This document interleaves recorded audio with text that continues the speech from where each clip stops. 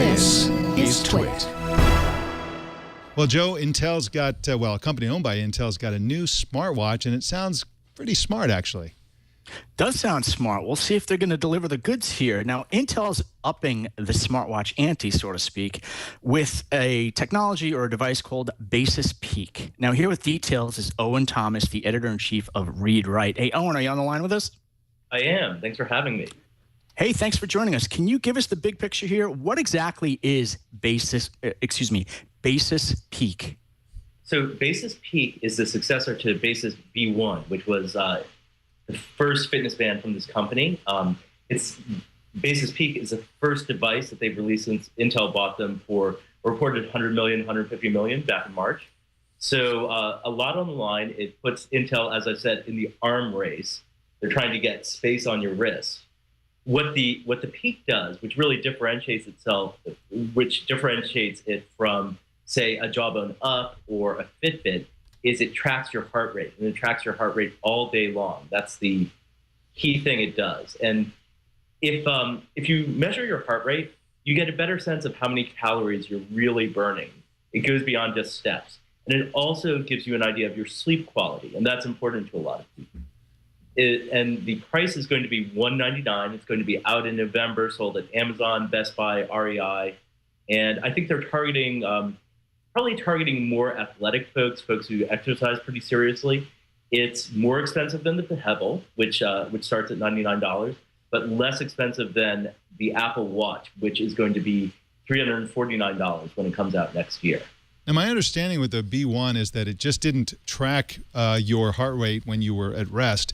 And essentially what they've done here to really improve it is they turn up the high beams. They've got much more powerful that's LEDs. Exactly right. I was playing with it in Basis's office earlier this week, and that's really what they've done is they use optical heart rate. So they shine a light on your arm, and they measure the pulsing of your blood. And that's kind of the trick of it. There are other folks who use optical heart rate. In fact, Samsung, Apple, most folks who are releasing a watch with heart rate features use this technology, but it's hard to perfect. It's hard to get just right. And I think with the B1, they really optimized it for long battery life. And as a result, when you were out for a run and you wanted to see, if you spiked your heart rate, it didn't really capture that spike.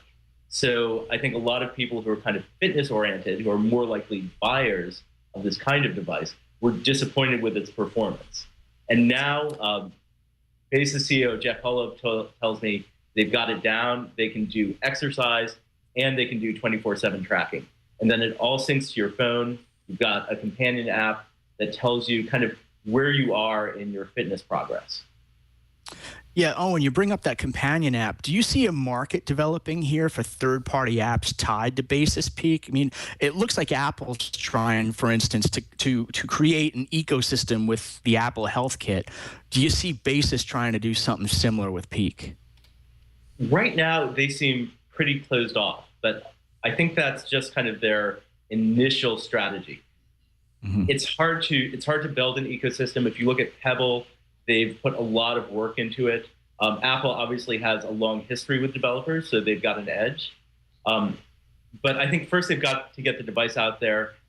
They can't just say, hey, developers, do you want to build an app for us? They have to build their own app first and get some users, and then I think developers will be interested. The price point is a little tricky. It's kind of not the cheapest. It's not the most expensive. So we'll have to see how many users there are. And then we can talk about developers getting interested. Oh, and what's in it for Intel? I think that, Intel, I think had sales of $54 billion last year. They're mostly a chip maker still. I think this lets them get into wearables, understand the market. I don't think they're really going to move the needle, whether they sell a lot of Basis Peaks or they don't sell any. It's not really going to hit the bottom line. But it does give them an idea of what does it take to make a really great wearable? What are the components? How can Intel get inside your smartwatch? Mm-hmm. Owen, you just brought up a key point there in terms of Intel sort of using this as market R&D and really gathering intelligence. The question I would have is can Intel, leveraging Basis, really deliver a cool hip factor, the type of thing that Apple always enjoys. The fanboys just jump on board before they've even seen an Apple device or touched it. Does Basis have that type of hip factor at all with the early adopters? I mean, it seems that they're very much leading with the Basis brand, not the Intel brand. I don't think you really rush out and buy an Intel device these days. I don't think that was ever true, even in kind of the heyday of the Intel Inside campaign with PCs. Every desktop PC used to come with that sticker, and it was kind of an assurance that, okay, yes, this is a normal PC, but it didn't really tell you, is this a great PC? Is it a lousy PC? There was never like a really clear brand promise around Intel. So maybe they can make Basis a great brand in wearables kind of on its own. I don't think, though, that really shifts, consumer awareness of Intel. People all kind of have heard of Intel, but they don't know what Intel can do for them. Basis is going to give a much more specific promise that this device will help you improve your health and fitness. And I think they may need actually new brands like that, especially in wearables, which is kind of a wide open field, with more specific promises. And then they need to deliver on them. Owen Thomas both reads and writes at readwrite.com, and you can follow him on Twitter at Owen Thomas. Thanks so much for joining us today, Owen. My pleasure.